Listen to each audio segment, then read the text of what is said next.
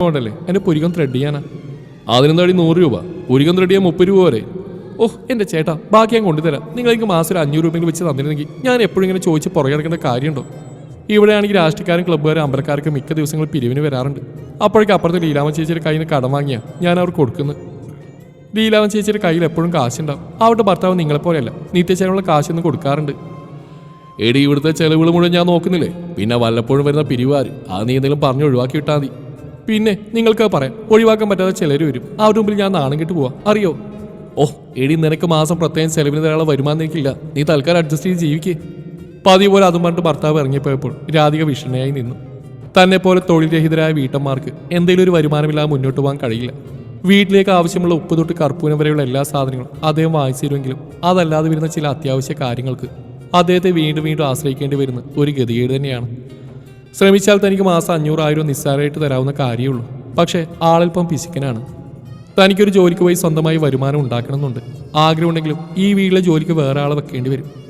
കാരണം ഭർത്താവിനും മക്കൾക്കും വെച്ച് വിളമ്പ് നടക്കുള്ള വീട്ടുജോലി കൂടാതെ കിടപ്പിലായ അദ്ദേഹത്തിൻ്റെ അമ്മയെ ശുശ്രൂഷിക്കുകയും വേണം. അതുകൊണ്ട് വരുമാനമുള്ളൊരു ജോലി തൻ്റെ സ്വപ്നം മാത്രമാണെന്ന് തിരിച്ചറിവിൽ നിരാശയോടെ രാധിക വീണ്ടും വീട്ടുജോലിയിൽ മുഴുകി. വൈകുന്നേരമായപ്പോൾ കോളിംഗ് ബെല്ലിൻ്റെ ശബ്ദം കേട്ട് രാധിക മുൻവശത്തേക്ക് വന്ന് നോക്കി. കണ്ടു പരിചയമുള്ള ഒരു യുവതി 2 കുട്ടികളുമായി വന്നു നിൽക്കുന്നു. ചേച്ചി, ഇതെൻ്റെ മക്കളാണ്. ഞാനിവർ ട്യൂഷൻ എടുക്കാൻ വന്ന. ഒരാൾ 8ലും മറ്റേയാൾ 9ാം ക്ലാസ്സിലോ പഠിക്കുന്നത്. അത് കേട്ട് രാധിക അമ്പരന്ന് നിന്നു. അല്ല, ഞാനിവിടെ ട്യൂഷൻ എടുക്കുന്നുണ്ടെന്ന് ആരാ പറഞ്ഞേ? എൻ്റെ ഹസ്ബൻഡിൻ്റെ കൂട്ടുകാരൻ പറഞ്ഞത്. നാളെ മുതൽ തുടങ്ങിയെന്നു. ആദ്യം വരുന്ന 20 പേർക്ക് മാത്രമേ സീറ്റ് ഉണ്ടാവും. അതുകൊണ്ട് ഇന്ന് അഡ്മിഷൻ എടുക്കണം എന്നാ പറഞ്ഞ്. 500 രൂപ ഫീസിന്. വീടിന് തൊട്ടടുത്ത് ഇങ്ങനെ ഒരു സൗകര്യം ഉണ്ടെങ്കിൽ കുട്ടികൾ ടൗണിൽ വരെ വീടുണ്ടെന്ന് എൻ്റെ ഹസ്ബൻഡും പറഞ്ഞു. ചേച്ചി, അഡ്മിഷൻ ക്ലോസ് ആകുന്നതിന് മുമ്പ് എൻ്റെ കുട്ടികളെ കൂടി ഇവിടെ നിന്ന് ചേർക്കണേ. അത് കേട്ടപ്പോൾ രാധിക തള്ളാനും കൊള്ളാനും വയ്യാത്ത അവസ്ഥയിലായി. ഒരു കുട്ടിക്ക് 500 രൂപ വെച്ച് കിട്ടുമെങ്കിൽ 20 കുട്ടികളുണ്ട് ഈ മാസം 10,000 രൂപ കിട്ടും.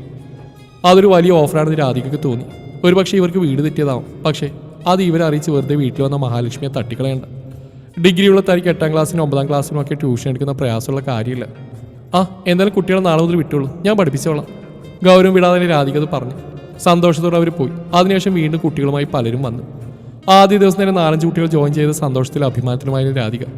തനിക്കും സ്വന്തമായി വരുമാനമുള്ളൊരു ജോലി ഇട്ടിരിക്കുന്നു. ഇനി മുതൽ ഓരോ കാര്യങ്ങൾക്കും ഭർത്താവിന് മുമ്പിൽ കൈനീട്ടി നിൽക്കേണ്ട. ക്ലാസ് എടുക്കുന്നതിനായി വൈകുന്നേരം 2 മണിക്കൂർ മാറ്റിവെക്കാൻ തനിക്ക് സാധിക്കും. ഓർത്തപ്പോൾ അഭിമാനം കൊണ്ട് രാധിക്കൊന്ന് തുള്ളിച്ചാടണമെന്ന് തോന്നി. പിന്നെ ഇനി മുതൽ പൈസ വെച്ച് ഞാൻ നിങ്ങളെ ബുദ്ധിമുട്ടിക്കില്ല കേട്ടോ. വേണമെങ്കിൽ ഞാൻ 500,000 കടായിട്ട് അങ്ങോട്ട് തരാം. രാത്രി ജോലി കഴിഞ്ഞു വന്ന ഭർത്താവിനോട് രാധിക പറഞ്ഞു. അതെന്താടി, നിനക്ക് വല്ല ലോട്ടറി അടിച്ചോ? ലോട്ടറി എന്നല്ല, എനിക്കൊരു ജോലി. പേടിക്കണ്ട, പുറത്തൊന്നല്ല, ഇവിടെ തന്നെയാണ്. നാളെ മുതൽ ഞാനൊരു ട്യൂഷൻ ടീച്ചർ ആവുകയാണ്. കുറച്ച് കുട്ടികൾ ഇന്ന് ജോയിൻ ചെയ്യുന്നുണ്ട്. പുറകെ ബാക്കി കുട്ടികളും വരും. മുകളിൽ ടെറസിലെത്തി പഠിപ്പിക്കാമെന്നാണ് കരുതുന്നത്. ആഹാ, അതുകൊള്ളല്ലോ. ശരി ശരി, നടക്കട്ടെ. അതും പറഞ്ഞ് മൊബൈൽ ഫോൺ എടുത്ത് അയാൾ പുറത്തേക്ക് ഇറങ്ങി. ദിനേശ, താങ്ക്സ് കേട്ടോ. ഞാനതിൻ്റെ പിന്നിലൊന്നും അവൾ അറിഞ്ഞിട്ടില്ല. നിന്റെ ഭാര്യയോട് നീ അത് പറയായിരുന്നു, നന്നായി. അല്ല മനോജ്, അതിനെ നീ രാധിക അറിയിക്കാതിരിക്കുന്നത്? അറിഞ്ഞാൽ അവൾക്ക് അത് സന്തോഷമായിരിക്കില്ലേ?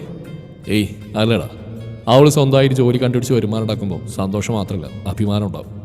ഇത്രയും നാളും ഭർത്താവിൻ്റെ ചിലവ് കഴിഞ്ഞതിൻ്റെയും ഏത് കാര്യത്തിനും എന്നെ ആശ്രയിക്കേണ്ടി വരുന്നതിൻ്റെ അപകർഷതാബോധം ഉണ്ടായിരുന്നു അവൾക്ക്. ഇതോടുകൂടി അത് മാറുമല്ലോ. അവളൊന്ന് ബോൾഡാവട്ടെ. എന്നെപ്പോലെ അവൾക്കും കാര്യപ്രാപ്തി ഉണ്ടാവട്ടെ. നാളെ എനിക്കെന്തെങ്കിലും സംഭവിച്ചാൽ അവൾ പകച്ചു നിൽക്കാൻ പാടില്ല. എന്നാൽ ശരിയടാ, ഞാൻ വെക്കുക, നാളെ കാണാം. ഫോൺ കട്ട് ചെയ്ത് തിരിഞ്ഞടക്കാൻ ഒരുങ്ങുമ്പോൾ തൊട്ടുപിറകിൽ കണ്ണീരോടെ രാധിക നിൽപ്പുണ്ടായിരുന്നു.